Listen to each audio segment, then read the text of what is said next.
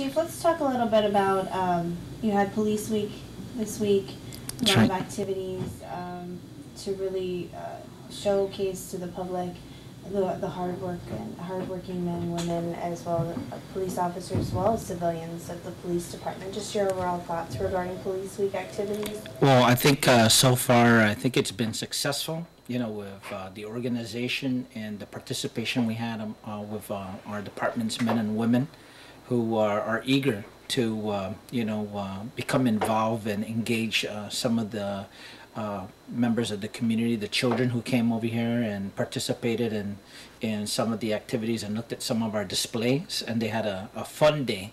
And of course, it started out with a proclamation. The governor Calvo and Lieutenant Governor Tenorio and the member of the legislature there, to show their support for the beginning of celebrating 2011 National Police Week.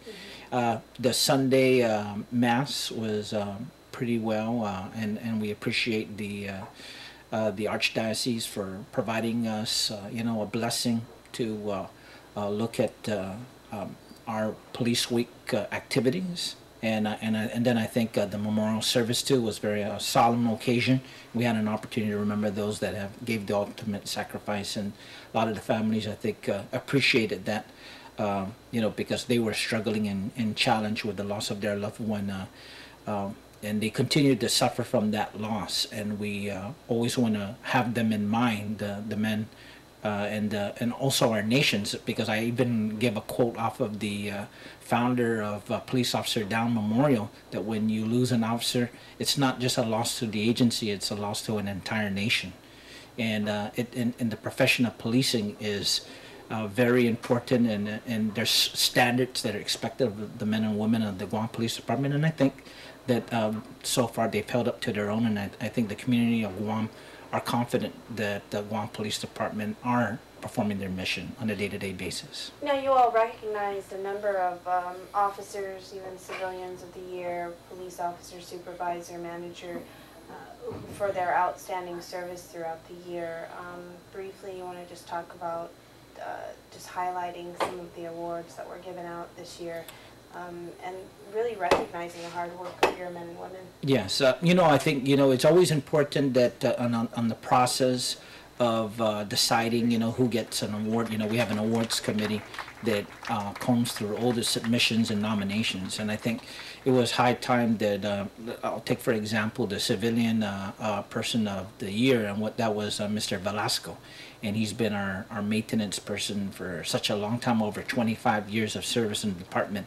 And finally he got an opportunity to be recognized, and I think he feels a sense of pride of now finally being honored. And then of course our police officer of the year, Officer Beneventi, and the situation and challenging job that he had to really look at some of the crime up there in the Derido area, involving juvenile minors, and sometimes that's a challenge too, because every day, every now and then, when you do read in the paper and in the media, you hear about some of the vandalism that's going on to the schools, and our officers have been challenged to really push really hard to make sure that they're visible, to make sure that they're finding out what's happening in their neighborhoods among the youth, and get down to the bottom of who causes some of these vandalisms, and who's coming into our schools. So I think it's worthy to recognize these officers, especially when they're involved in that intensive an investigation, and finding out who are responsible for vandalizing a school, and at the same time, in words to in regards to all the other awards, the commendations and the distinguished medals and stuff, I believe that truly that they're deserving. But Lieutenant Scott Waite says everyone is a winner in terms of the men and women, because they all have done pretty much an outstanding job, for the Guam Police Department. And this award ceremony, this year's Police Week activities came at a time where the department hadn't been shown in a good light, I guess, in the media in recent months. I mean, we've had police officers alleged to have done a lot of wrong, a police officer who resigned, a couple Yes. police officers who resigned, a lot of adverse action going on. Yeah.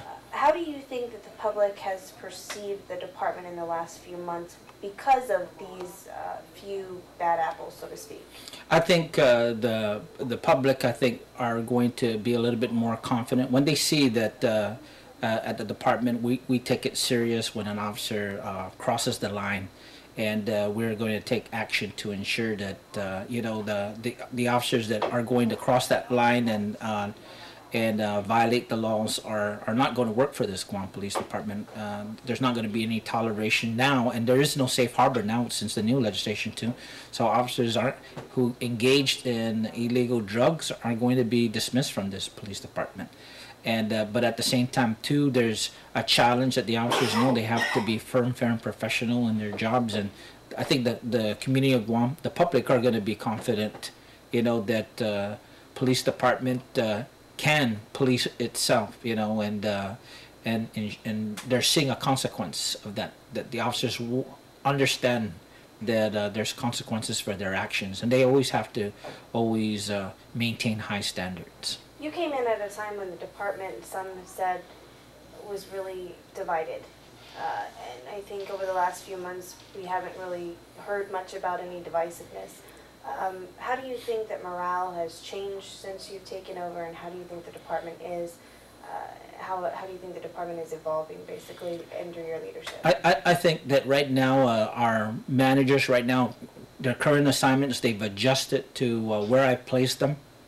They're placed there because of I can recognize their talents and skills that they have, and they know that they look back at what has happened in the past, and they look at that.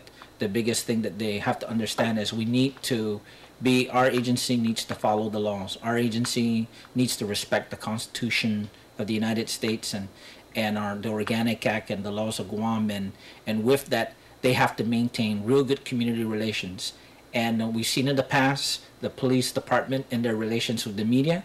Our department needs to be a little bit of step of looking at the media serves an important role in this community, and that we've hoped that some of the things that have happened in the past have changed since my leadership, because we take it I take it very serious when it comes down to the institutions of government, whether it's with the legislature, with the judicial, and other semblance of a democracy, the media, the churches and religious institutions and schools. Those are all important, and we want to make sure that the officers understand that all these institutions serve critical roles, and there should be some respect, and we want to be looked at as a police department that understands those laws.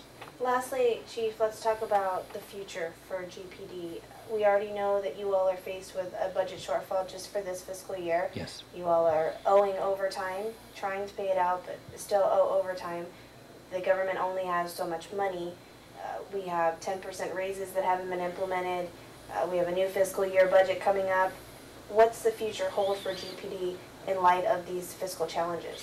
Well, I think that right now, because I just recently came from the legislature, and we really need to hope that the senators, as they're looking at the bill that our governor requested, and Governor Calvo again and Lieutenant Governor Tenorio look at, it's crucial to face these debt obligations that existed from the previous administration, and especially when it comes down even to that 2010 overtime that is owed, that